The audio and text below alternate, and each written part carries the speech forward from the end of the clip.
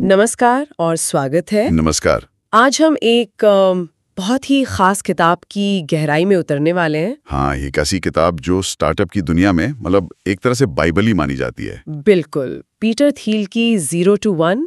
और हमारे पास इसका एक हिंदी रिव्यू भी है और रेटिंग तो जबरदस्त है, 5 में से 4.7 स्टार। वाह, 4.7 तो बहुत ही अच्छी रेटिंग है। तो हमारा मिशन साफ है, ये समझना कि आखिर इस किताब में ऐसा क्या है जो इसे इतना खास बनाता है। और रिव्यू की पहली लाइन ही मुझे लगता है पूरी बहस शुरू कर देती है। एग्जैक्टली वो लाइन है, competition is for losers.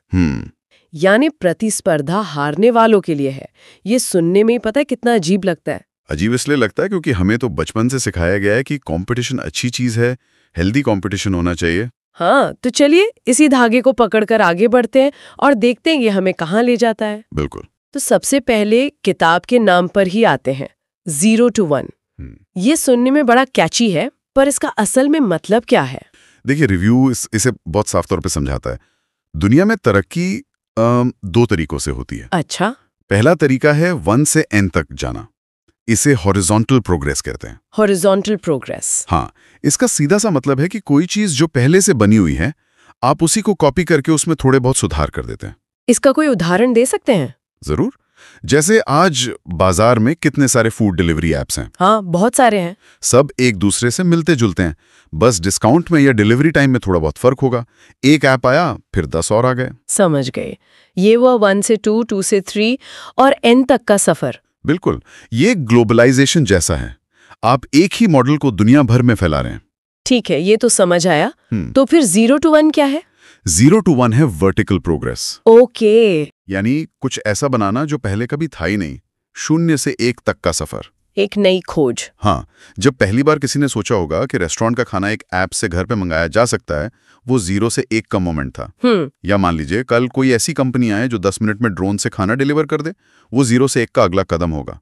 Thiel कहते हैं कि असली ग्रोथ, असली इनोवेशन इसी 0 से 1 के सफर में है। मतलब कॉपी करना आसान है पर नया बनाना मुश्किल। और दुनिया को आगे वही ले जाता है। यहाँ ये वाकई दिलचस्प हो जाता है अगर हम इस आइडिया को उस पहली लाइन से जोड़ें कि प्रतिस्पर्धा हारने वालों के लिए है।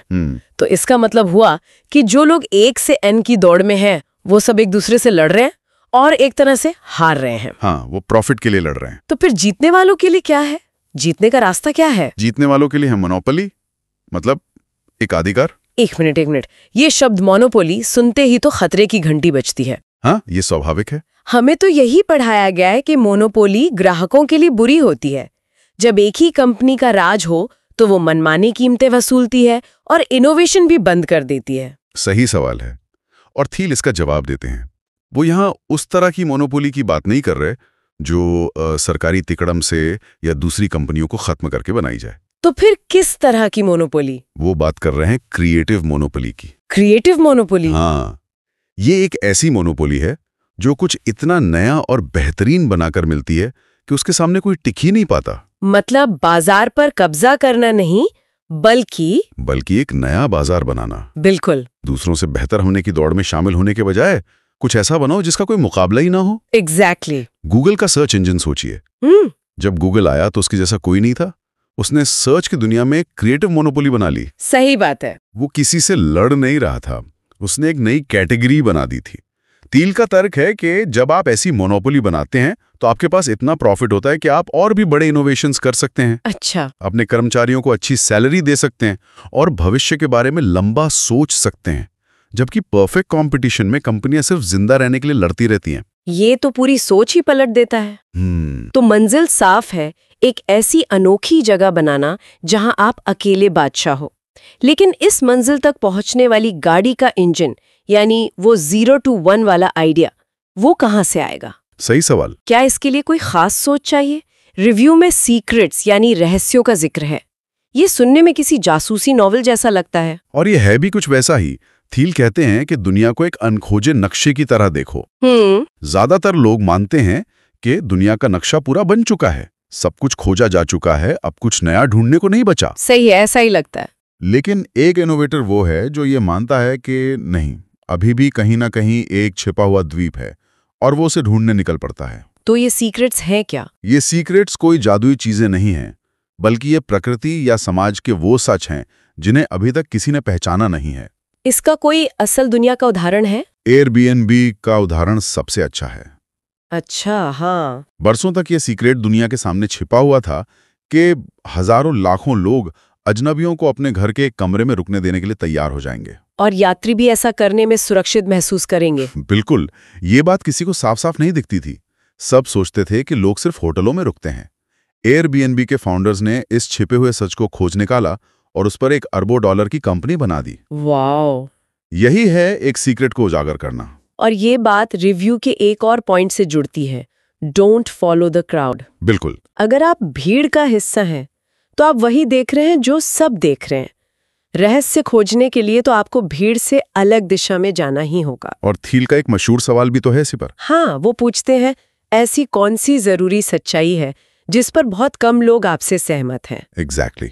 यही सवाल हर 0 to 1 आइडिया की जड़ में है। और ये सिर्फ आइडिया खोजने तक सीमित नहीं है, पता है। तो फिर ये भविष्य को देखने के नजरिए से भी जुड़ा है। रिव्यू में लिखा है कि भविष्य को किस्मत पर नहीं छोड़ना चाहिए। थील के मुताबिक भविष्य को लेकर लोगों के 4 तरह के नजरिए हो सकते हैं।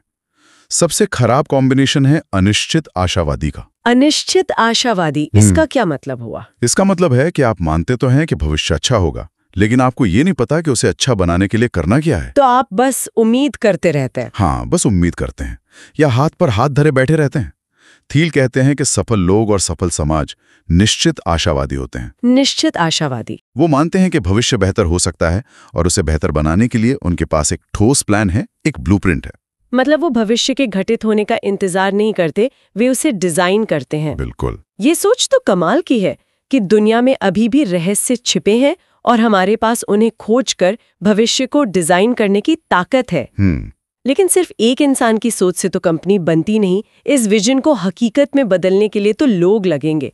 टीम बनाने को लेकर थील का क्या नजरिया है? तो यहाँ थील का नजरिया बहुत ही मजबूत और शायद थोड़ा विवादास्पद भी है। अच्छा? वो कहते हैं कि किसी भी सफल स्टार्टअप की असली ताकत उसकी फाउंडिंग टीम होती है। उनका मानना है कि कंपनी शुरू करने से पहले ही सबसे जरूरी फैसला ये होता है कि आप किसके साथ काम कर रहे हैं। तो एक अच्छी टीम की परिभाषा क्या है? अच्छे स्किल्स वाले लोग? स्किल्स तो जरूरी हैं, लेकिन थील के लिए उससे भी ज्यादा जरूरी है टीम के सदस्यों के बीच का रिश्ता और मिशन को लेकर उनका जुनून। मतलब जो लोग सिर्फ नौकरी करने ना आए हों। बिल्कुल, जो सिर्फ सैलरी के लिए ना आए हों। वो ऐसे लोग होने चाहिए जो कंपनी के मिशन पर गहराई से विश्वास करते हों। थील यहां तक कहते हैं कि एक मजबूत टीम बनाने के लिए आपको एक कल्ट यानी पंथ जैसी संस्कृति बनानी चाहिए। कल्ट? ये तो बहुत ही एक्सट्रीम शब्द है। हाँ, लेकिन उनके कहने का मतलब है कि आपकी टीम दुनिया से थोड़ी अलग होनी चाहिए। उनके अपने मजाक हो, काम करने का अपना तरीका हो और एक मजबूत विश्वास हो कि वो जो कर रहे हैं वो दुनिया में सबसे जरूरी काम है। इसका कोई उदाहरण है? इसका सबसे बड़ा उदाहरण है पेपैल की शुरुआती टीम। हाँ, पेपैल माफिया का जिक्र मैंने सुना है। ये कोई थ्योरी नहीं है, ये हकीकत है। पेपैल की शुरुआती टीम को देखिए, उन्हें मजाक में पेपैल माफिया कहा जाता था। और उसी ग्रुप से इलॉन मस्क निकले, रीड हॉफमैन निकले, पीटर थील खुद और यूट्यूब के तीनों फाउंडर्स भी। सोचिए, एक ही टीम से कितनी बड़ी बड़ी कंपनियां बनी। ऐसा इसीलिए हुआ क्योंकि वो सिर्फ सहकर्मी नहीं थे, वो एक मिशन पर निकले साथियों का झुंड था। उनका विजन एक था। यही एक मजबूत टीम की नींव है। तो इन सब बातों का क्या मतलब है? हमने 0 to 1, क्रिएटिव मोनोपोली, सीक्रेट्स खोजने की मानसिकता और एक कल्ट जैसी टीम बनाने की बात की। रिव्यू में इस किताब को पावरफुल कहा गया है। इन सब अलग अलग आइडियाज को जोड़ने वाली वो शक्ति क्या है? ये किताब इतनी जरूरी क्यों मानी जाती है? मेरे हिसाब से इसकी शक्ति के 3 मुख्य कारण हैं। बताइए। पहला और सबसे बड़ा कारण है इसकी प्रामाणिकता, ऑथेंटिसिटी। ये सिर्फ किताबी बातें नहीं है। हाँ, ये उनके अपने अनुभव से निकली है। बिल्कुल, वो पेपाल के सह-संस्थापक थे, फेसबुक के पहले बाहरी निवेशक। उन्होंने जो किया है वही लिखा है।